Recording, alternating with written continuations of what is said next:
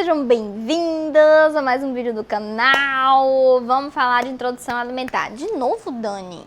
De introdução alimentar? Já tem vídeo aqui de introdução alimentar? Hoje a gente vai falar da introdução alimentar para os bebês atípicos. Sou a doutora Daniele Leite, pediatra. E hoje vamos bater um papinho que a gente vê, tá, os comentários de vocês nos outros vídeos, tá? Eu adoro que vocês comentem, inclusive. Pode comentar, pode sugerir tema de vídeo. Fiquem à vontade. Pode contar as experiências de vocês em relação ao tema. Eu leio sempre que dá eu leio, respondo. Muito sou eu mesma que respondo, tá? Não é ninguém da minha equipe, não. Sou eu mesma que respondo. Se você recebeu aí minha curtida, fui eu que curti. Então é muito bom que vocês participem. E é uma coisa frequente, né, toda vez que a gente fala aqui de introdução alimentar, as mães dos bebês atípicos acabarem, né, poxa, mas aqui não é assim, não consigo ser assim, porque meu bebê é atípico, e aí, como é que eu faço? Então, vendo essa demanda, a gente decidiu fazer esse vídeo hoje especialmente para vocês. Claro que também pode fazer muita diferença para quem tem um bebê típico, tá? Vou dar algumas dicas práticas para vocês aqui. Mas antes da gente chegar nas dicas, é importante a gente entender que quando a gente fala de bebês atípicos, aí entram os bebês que têm TEA e os bebês que têm outros transtornos do desenvolvimento também, ou, por exemplo, bebês que têm síndromes genéticas, né?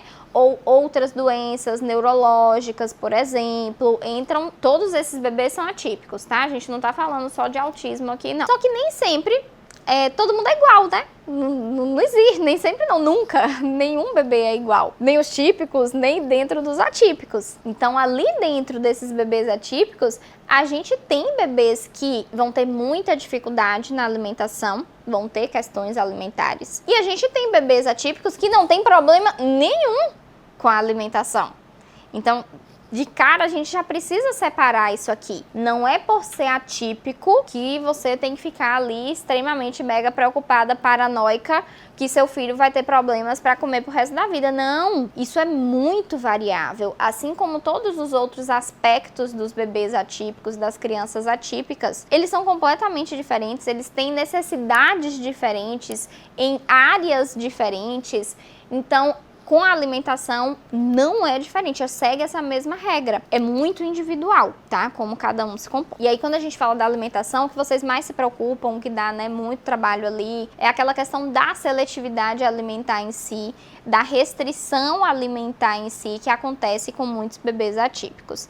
De realmente não aceitar diversos alimentos, a maioria dos alimentos, ou então alimentos específicos. Aí a gente pode ter de tudo, assim, sabe? Tem bebê que não aceita um alimento de determinada cor, só come um alimento laranja, só come um alimento verde, isso acontece. Assim como aqueles que não gostam, não conseguem aceitar um tipo específico de textura, só gosta de alimentos mais secos.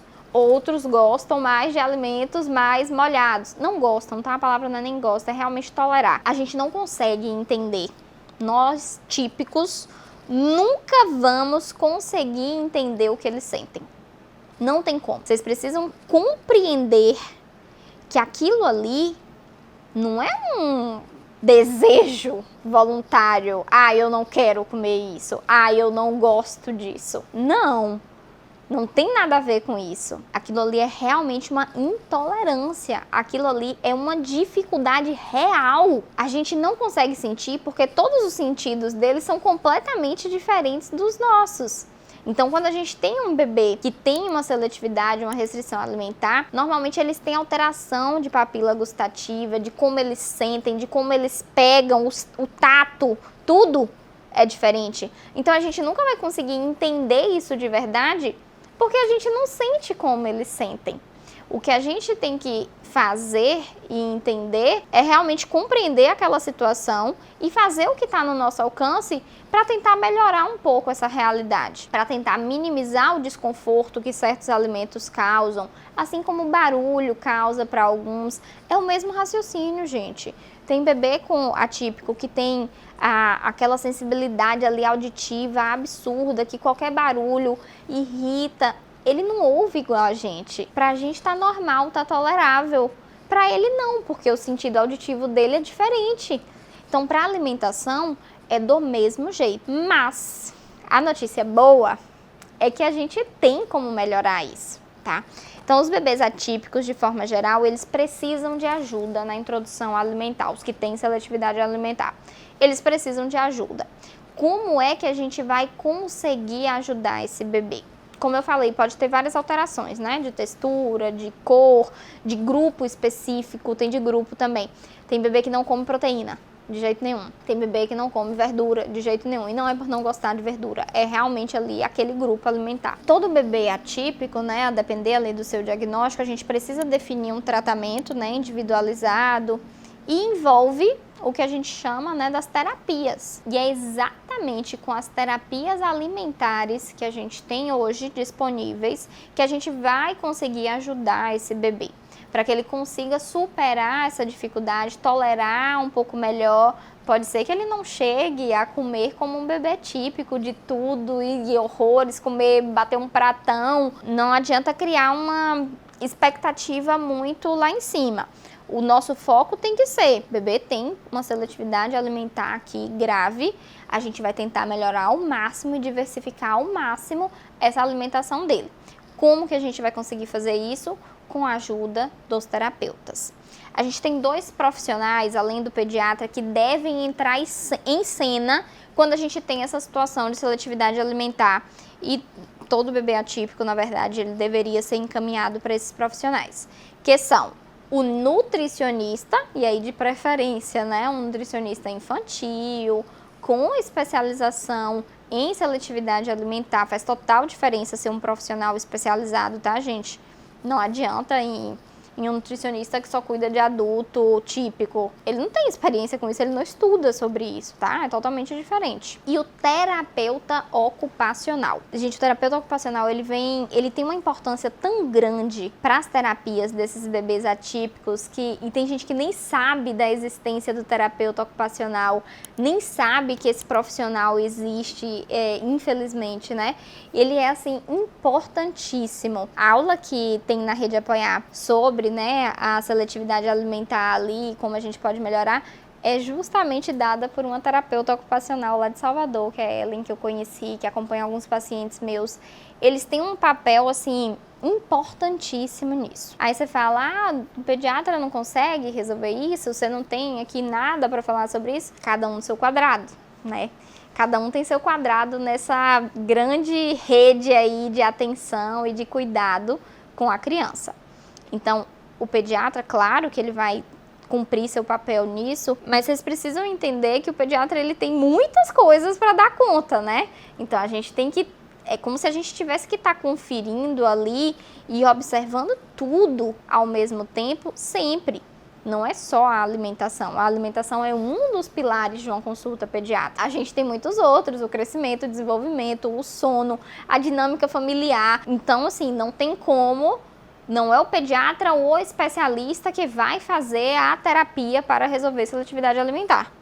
Não. O papel do pediatra é identificar esse problema e encaminhar esse paciente para os profissionais que vão realmente fazer a terapia de fato e fazer com que ele evolua. Então, a terapia ocupacional e o nutricionista infantil, em conjunto com o pediatra, vão conseguir te ajudar. E aí é assim, trabalho de formiguinha, claro, vamos de pouco em pouco. Cada alimento novo, experimentado, é assim, uma felicidade pra gente, realmente. A gente comemora horrores. Poxa, ele não triscava numa mão. Ele tá pegando, ele tá levando na boca, que é uma vitória. É uma vitória e tanto para esses pacientes e para vocês como mães também. Eu sei disso, o quanto é importante para vocês, o quanto vocês ficam felizes em ver essa evolução. E eu fico também demais. Então, é na terapia que a gente vai conseguir trabalhar essa tolerância e fazer com que esse bebê realmente evolua. Em casa,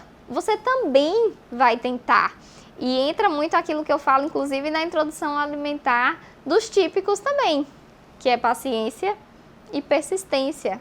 Isso não muda, né? Então, para um bebê atípico, da mesma forma, não vai ser da noite para o dia que ele vai aceitar tudo, que ele vai comer lindamente tudo que você botar no prato, igual fulano que posta no Instagram. Não, isso acontece com os típicos e com os atípicos. E sim, quem está tomando conta desse bebê tem que ter muita paciência, tem que ter muita persistência. Mas entendam que, diferente dos bebês típicos, que a gente espera ali esse período normal de introdução alimentar, que ele recusa mesmo, que ele não come bem ainda e ele vai chegar lá, é só esperar e persistir, os bebês atípicos não. Então aqui o ponto é vocês entenderem que os bebês atípicos precisam de ajuda. Eu recebo muito comentário e pergunta do tipo, meu bebê não come absolutamente nada, o que eu vou fazer? Gente, vocês precisam de ajuda. Não tem como eu resolver o problema de vocês aqui num vídeo, num comentário, numa resposta. Vocês precisam compreender que se o bebê de vocês realmente tem um problema, tem uma seletividade real, é um bebê atípico, ele precisa de ajuda. E não é só sua ajuda e o que você já está fazendo, já é muita coisa. Tá? Mas é uma ajuda especializada, é uma ajuda de um profissional capacitado para desenvolver esse papel. É completamente diferente. E aí esse bebê atípico que não recebe ajuda ali nesse momento, vai virar uma criança com extrema seletividade, com uma dificuldade assim absurda, e todo bebê evolui ali, criança, adolescente, chega ali na adolescência, na fase adulta ali inicial, que tem uma restrição alimentar muito grave, gente, isso impacta em tudo. Em tudo. Imagine uma criança que come, sei lá, só, vou dar um exemplo aqui pra vocês, come só pipoca e toma leite, mais nada. Banana de fruta, vou botar aqui pra vocês, mais nada. Não come feijão, não come arroz, não come carne. Como fica o social dessa criança quando estiver lá adolescente, quando estiver no início da fase adulta? Completamente prejudicada. E a família também. O social da família também é impactado. Como é que sai pra ir no restaurante? Como é que viaja?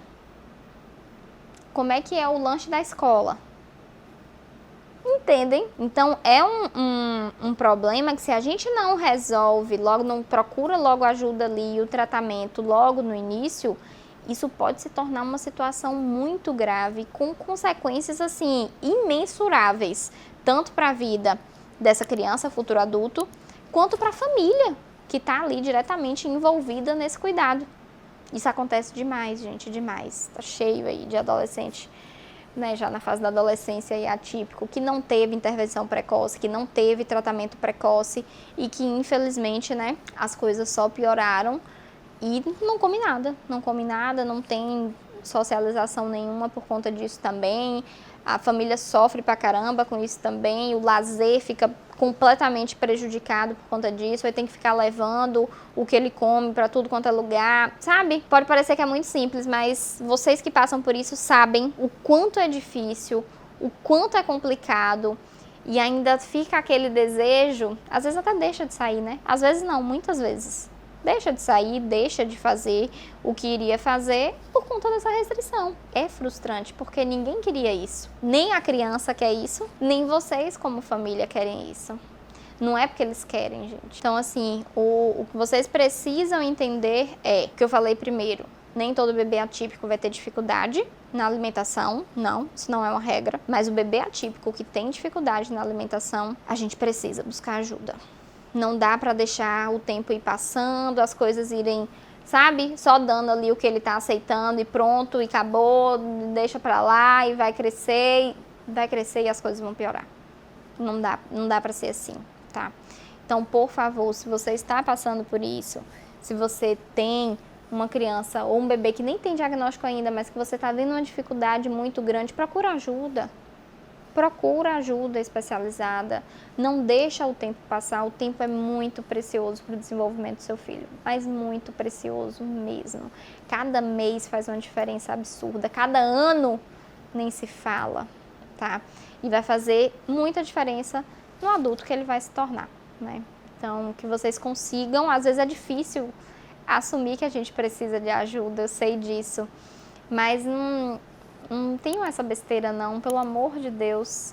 Às vezes, assim, até acontece, nem é nada grave, eu não precisaria de ajuda, mas na dúvida, procura ajuda, pergunta ao profissional, vai no profissional que sabe disso, até pra você ficar tranquila também, se não tiver nada demais, tá?